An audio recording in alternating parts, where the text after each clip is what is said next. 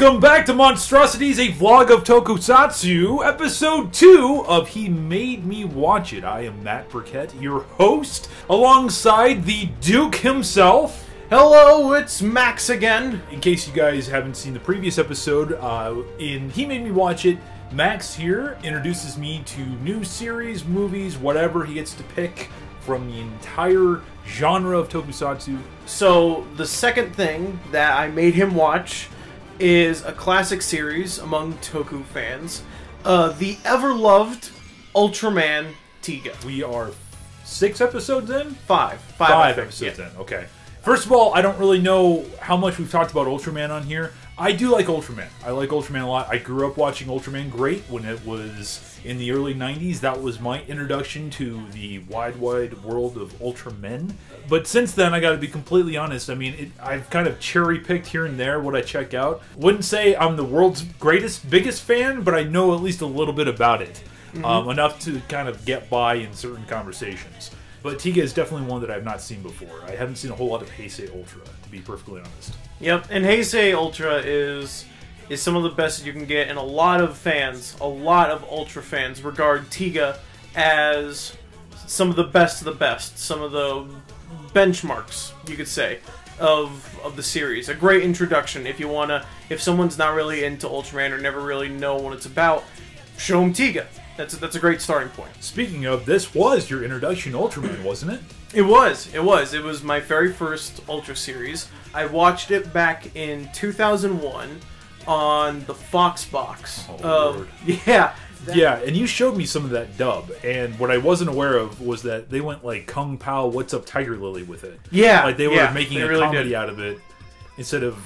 As CW and Foxbox did with a lot of their shows. Right. And wasn't it Funimation that had the rights to this, or was it a different one? No, 4Kids. Yeah, it was 4Kids. I don't know why I keep on mixing up those it was 4Kids that got the right. And 4Kids is notorious for changing around their dubs a whole lot, making them far more jokier and far more kid-friendly, watering them down, censoring them, stuff like that. And Tiga was no exception to that, but I was a young and dumb kid. I didn't know anything better. I was just excited like, holy shit, there's a new Godzilla movie every weekend. I hate to say it, but nothing's really changed. That's how we're going to be. Okay. No, I'm just joking. The man has taste. That much I will give him. That's good. That's good. I always loved Tiga. And like the rest of the fans, I always saw Tiga as a benchmark, as a gold standard of sorts for the series. So I thought, what would be better than the show Matt that series from the beginning? And we watched the first 5 episodes. I will say that I actually enjoy Tiga quite a bit. I was seriously impressed with what they did with the suits. I really like the fact that they're not recycling old school monsters again, since it seems like there's a dozen series that already do that. But so far in this series, every monster that has popped up has been new. But not only are they new, they look pretty damn cool. Maybe with the exception of the damn zombie monster that's in episode 5. Sealazar. Who looks like a giant poop monster, in my opinion. Yeah, the giant poop zombie monster. Yeah. But, I mean, as far as Ultra Series go, man, you're absolutely right. I think this is a really good introduction. It has the classic Ultraman vibe to it, but yet I think the modern look of it and the modern storytelling elements of it are going to appeal to a much broader audience than if you sat them down to watch the 66 version with, what was it, Belumar or whatever? The first monster? Bemler, the first monster, yeah. And then Bolton quickly after. I will say that the 60 series, I think, compared to a lot of other beginnings... There's nothing wrong with that series. I didn't want to insinuate that there is. But I do understand that Tiga is like a better starting point for more modern-day viewers. Episode 1 actually features 2 really cool monsters. You got Golaz and Melba, right? Golza. Well, that's funny because on the freaking notes you have it spelled as Golaz. That's my Gee whiz. Alright, I'm sorry. Yeah, that's my bad. Yep. Golza is his name. Yeah, we just triggered every Ultraman fan because we're gonna get the RKFK version of Ultraman fan. We got Manga's new favorite crossover character, Golaz. Manga and Golaz. Oh my god. Anyways, Golza and Melba. Yes. 2 monsters in the very first series. We got one of which is like an underground, subterranean beast, and another one that flies around. And I hate to say it because it's just a cliche. The suits are freaking cool. Yes. The visuals are really freaking good in this. The battles are a lot of fun. The only problem that I have, like the one criticism I have about the special effects, are the optical effects for like the beams and stuff. Yeah, they range from being like okay to just being like, oh my god, really? They can be really bad at times, but at other points it's passable and they make it work. I do like the team that they got going on. Guts. What is Guts? I mean, what a nice acronym for a team. Guts. They got guts. Who's the main character again? Who's Ultraman? What's his name? Daigo. Daigo. I am really a big fan of. There's this one team member. He looks like he's like in his 50s, and he's like 5'0". And in the first episode, he literally goes like Daigo, like literally like maybe a dozen times. Everybody's just screaming Daigo. Daigo's in the next room, and he's like Daigo.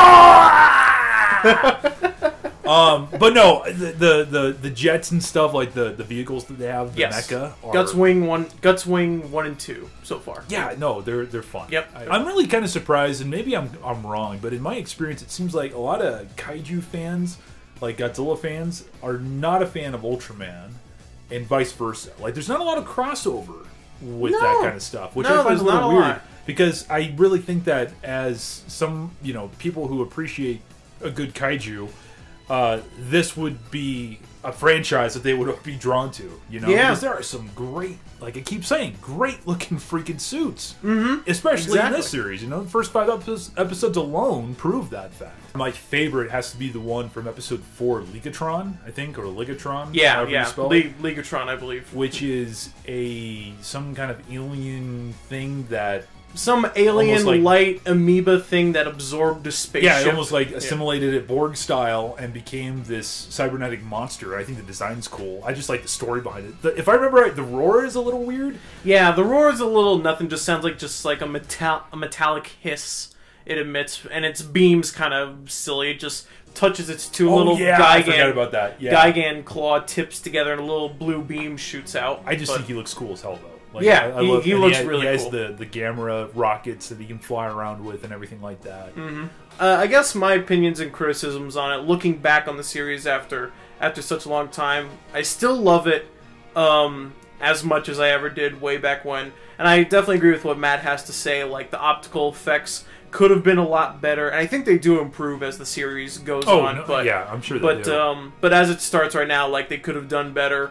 As it stands right now with the team, they're kind of boring characters, easy to forget their names and easy to overlook. I would tend to agree. But as the series goes on, it's going to flesh out their characters more, and they're going to get more defined personalities and episodes revolving around just singularly focusing on each individual team member. That's always what I found kind of interesting about the Ultraman series, was that the main character who plays Ultraman is never really the focus of the series, it seems. At least that's how it seems like in the original 60s version, if I remember right. Ultraman Great was like that, as well as this series. It's more like the situation that's at hand and the organization that's taking care of it, with this cast of characters. None of them are really given the time of day in terms of like, oh yeah, there's actually characterization here or anything like that, which is fine. I get it's a freaking 30-minute kids TV show. You don't need it to be fucking Shakespeare or anything. Daigo, I know nothing about this guy outside of the fact that he's Tiga. You know what I mean? And that there's some old guy that loves to scream his name in the middle of the night, wakes up, wakes up and he going, Daigo! So, but I'm sure with however many episodes this series has, we're 5 in. Again, how many episodes are there? There's something like 50. Okay, close so to it. There's plenty of time for those elements to come in a little bit later. Will we watch more? Yeah. Yes. You guys gotta check out Ultraman. I mean, you really do. And again, like Max said here, Tiga is a great launching point. It's a more modern series. Highly recommend go watching Tiga if you can. Go getting the DVDs if you can. It's a lot of fun. And we will be back with more episodes of Ultraman Tiga. with more talks about Ultraman Tiga. We're not done with the show yet. I'm sure we will. We're going to try to make it our way through all 50 episodes. It's going to be a little bit of an undertaking, but it may just end up happening. But Max, thank you once again for introducing me to something that's not Kamen Rider X8. That is always a blessing, and I am genuinely thankful to have a friend like you who will not make me sit there and witness the travesty that is Kamen Rider X8. And I'm sorry for all of you that I just pissed off, but I could care less at this point. We're about to watch an episode of it after this recording. No! There we go. No! Daigo! Alright, guys. Well, thank you very much for sitting down here and listening to us rant and rave about Ultraman Tiga and how awesome it is. If I can be sold on 5 episodes, I guarantee that you guys can be too. So if you can, go and try to see them. It's really fun, and if you're looking for a new kaiju fix, don't really know if you can get much better than this. Definitely. So yeah, Max, thank you once again for joining me. Glad to be here. And with that said, for Tiga's sake, keep watching Tokusatsu for the good of mankind and yourselves. And please, oh please, collect responsibly. All right, guys. Thanks a lot for joining us, and we will catch you later.